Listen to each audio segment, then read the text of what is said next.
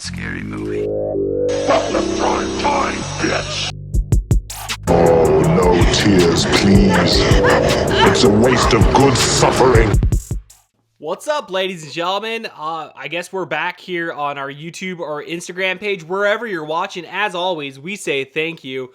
So we're going to go ahead and switch it up a little bit here on the show.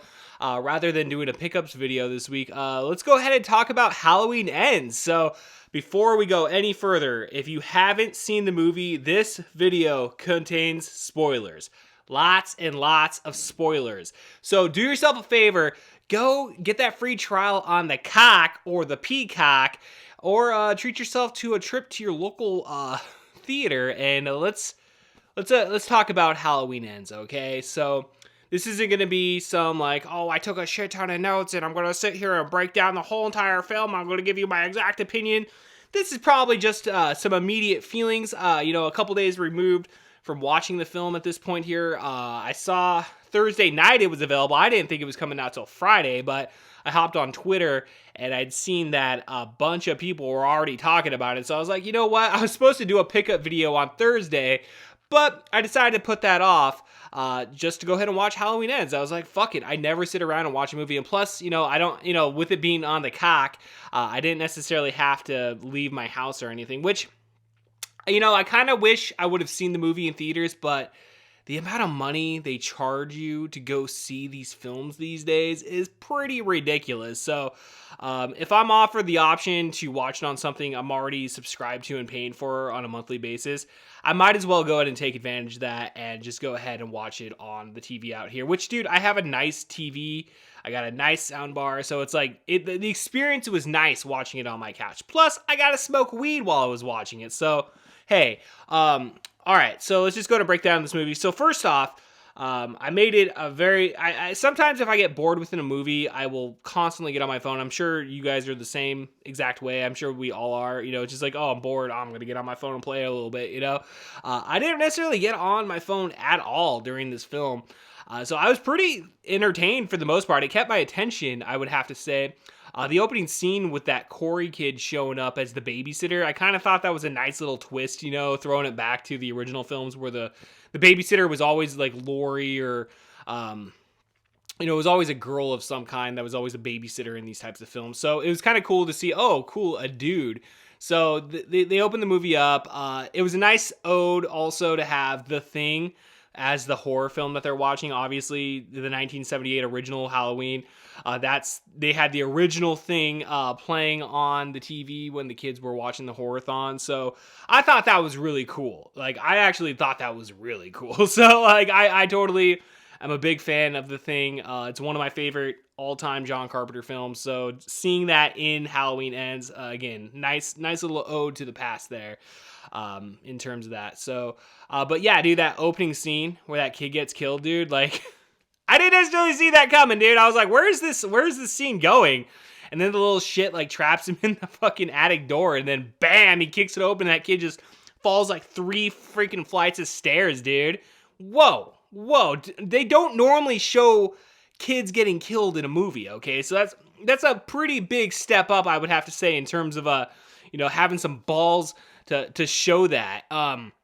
I mean, like, off the top of my head, Halloween 3, we saw the little kid with the pumpkin mask, his face melted off and turned into bugs and shit. I mean, we saw that back in 1982. Speaking of that, 40th anniversary of Halloween 3 coming up here in just a little bit under a week, just about, depending on when you're watching this video. So be on the lookout here on our YouTube page. We're going to be celebrating that with a brand new episode of Video Rental Chaos. Just dropped some information there for you, but I hope you definitely check that out and enjoy that. But let's get back to Halloween Ends. So, we get through that opening scene. I'm just like, okay, where's this going? So, I mean, we had the original Halloween. When I say the original Halloween, I mean we have this new trilogy. So we have Halloween from 2018, we have Halloween Kills, and now we have Halloween Ends. So, just kind of give you just quick, my general thoughts on. I didn't necessarily like the Halloween from 2018. I thought it lacked something. And I think what it lacked, Halloween Kills definitely made up for, and that's the gore. There definitely was there was gore in the first one, but I don't know, man. It wasn't like it wasn't standing out. And then you get to Halloween Kills, dude, and then boy, dude, did you see some killer death scenes in there, dude? So going into Halloween Ends, again, I didn't necessarily have a lot of expectations. Again, I liked Halloween Kills. I don't know. I guess I did. I don't know. I mean, a lot of people shit on these new Halloween films, and I'm not necessarily one of those people out there that's just gonna shit on something just to shit on it. You know, if it's crappy, it's crappy. But typically, dude, I don't know. Maybe it's the marijuana. I don't know, man. But like, I try to find something good within every film that I watch. I try not to just have a bad attitude and like, you know, trash everything. Every single thing I watch is that like it's crap. I mean, that's just a bad attitude in life, I feel. So going into Halloween Ends, again, I didn't necessarily have that much of an expectation though. But obviously the town was hurting. You know, we're 4 years removed from Halloween Kills. Lori and Allison, they're recovering. Allison's a full-grown adult now, working. At first, I thought she was a hotel maid. I saw the scrubs, and I was like, "Oh, is she working at a hotel?" I was like, "Damn, dude!" You know, for a Hollywood film, dude, they're really putting her in a crappy position in life right there. But turns out she's actually working at a hospital. Which is kind of funny. I mean, it all kind of sets itself up, obviously, with that Corey kid. Getting into a fight with those high school kids. I mean, they're like, those kids try to pull a hey mister, which is like the worst thing. It's like you show up at them, they're like, oh, give me that ID. It's like, oh, I got ID, got confiscated last week. It's like, are you fucking stupid?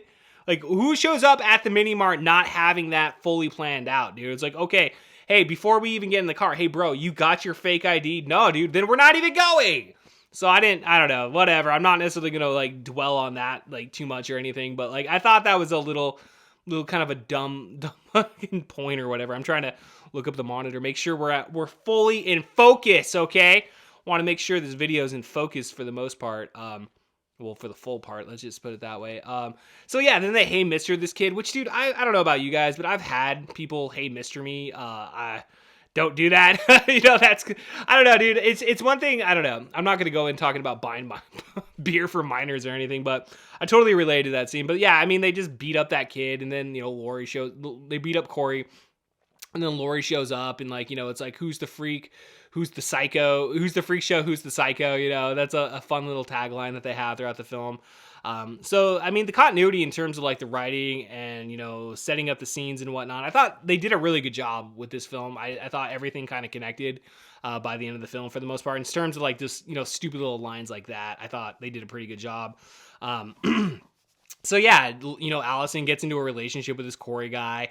Oh, you know, it's teased that, you know, this guy's turning into a psycho because, you know, he killed the little kid. He was innocent when he killed the little kid by accident, but then he somehow he gets into another altercation later on down the road, and with these high school kids, they roll up on him because he's at like some bar party with Allison, and they're like getting all drunk and shit, having a good time. Then like, you know, he sees the mother of the kid that he killed, and she's like just at some bar, which I don't know. They don't really go into detail, but it's like these two parents, you know, after losing their kid, they just turn into giant alcoholics, and she's just like tearing him a new one in public and stuff, which is like, I mean, I don't know, dude, whatever. But he freaks out, and he tries blaming Allison, like, oh, why'd you take me here? It's like, dude, shut the fuck up. Stop being a whiny little bitch.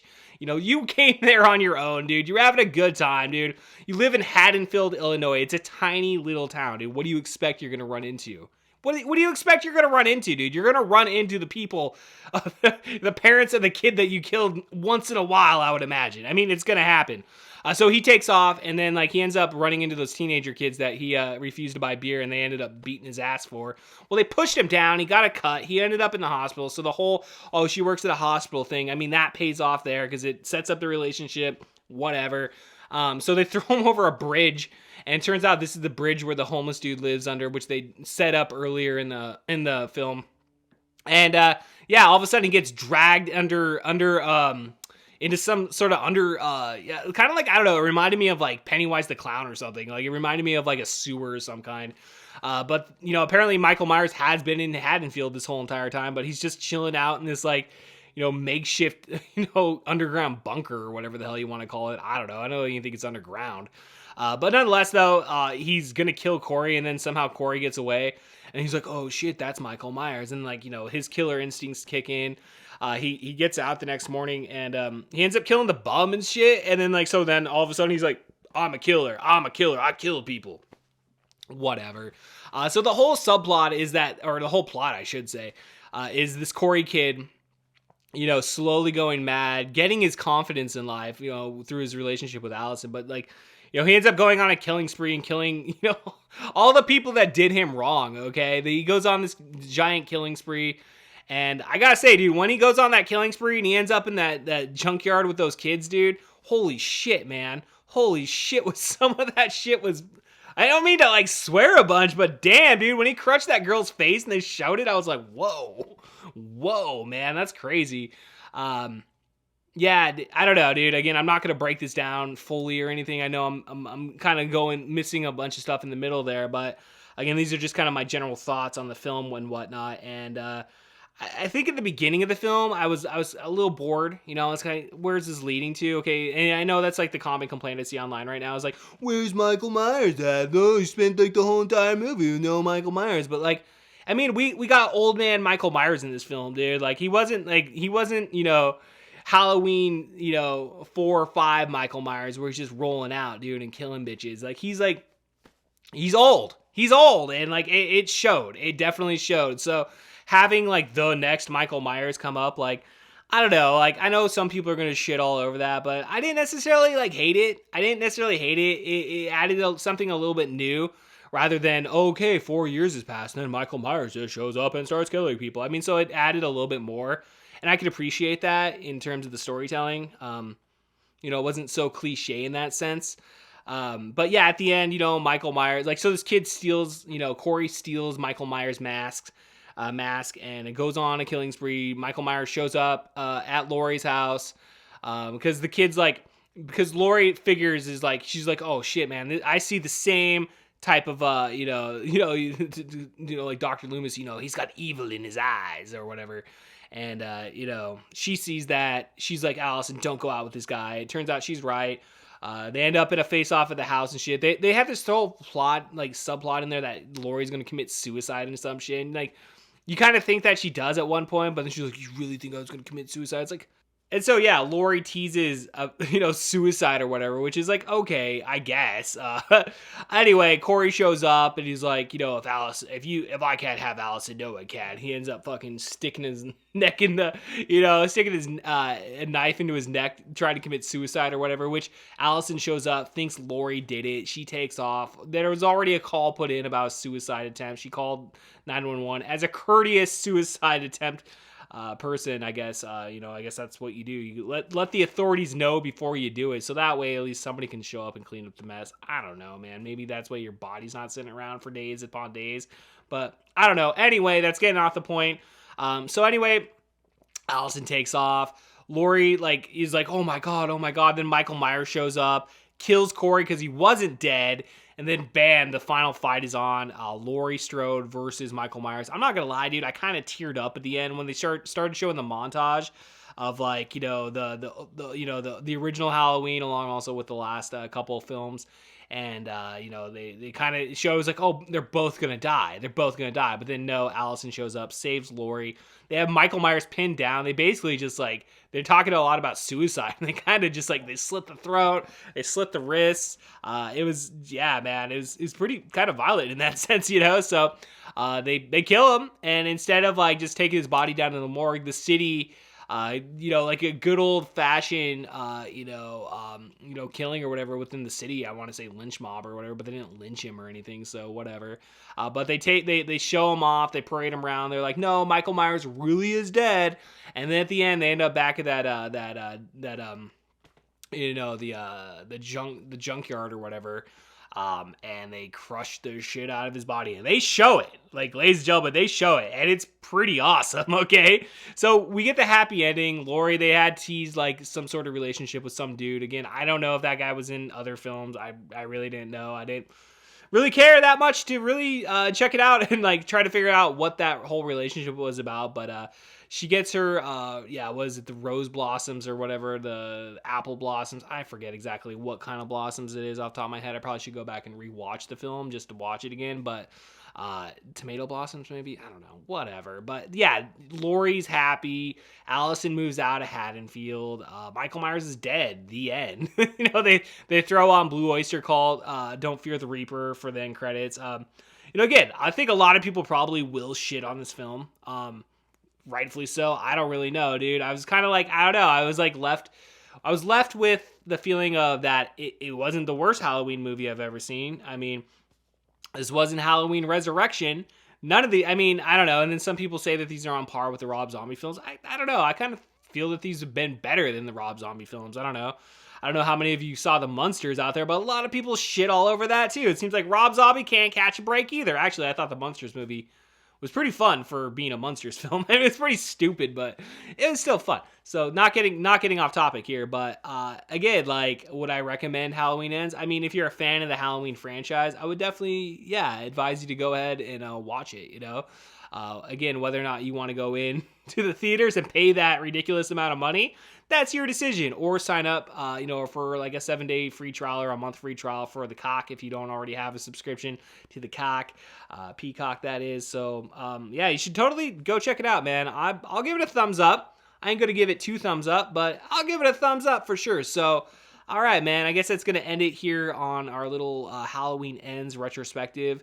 I'm learning new limitations of my camera as I'm recording this. It shut off automatically. Apparently, when you hit 4 gigs of video, bam, it shuts down. I'm like, man, I haven't even shot a new episode of Video Rental Chaos with this thing, dude. It's going to just be a pain in the ass, dude. I might as well have just bought a new iPhone at this point. That's kind of how I'm feeling, ladies and gentlemen. So, with that being said, check out Halloween Ends.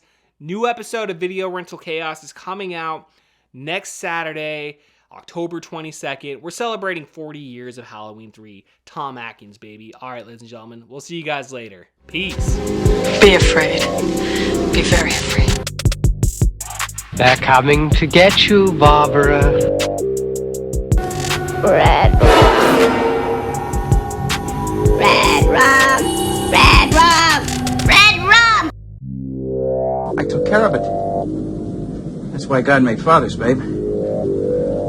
That's why God made fathers.